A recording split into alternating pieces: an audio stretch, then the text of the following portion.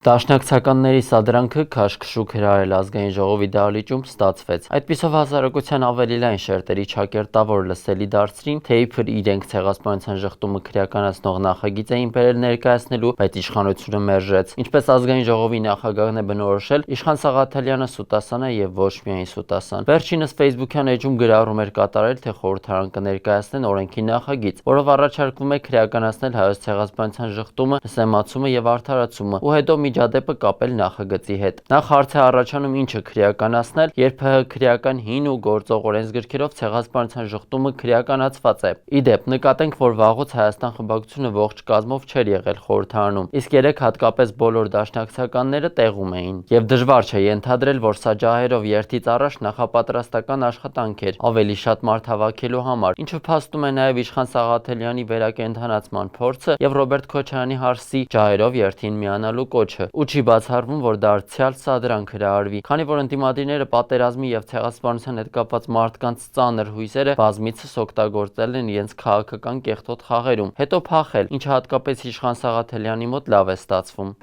Աչքիս առաջ այն տեսարանը եկավ, որ տենց արագ ոստում էր բանից անչա դեպի դաշնակցության գրասենյակ, որպեսզի ոստիկաններից փախնի։ Իսկ ինչի համար է այս ամենը, որտեղից է պատվիրատուն, հասարակությունը լավ գիտի։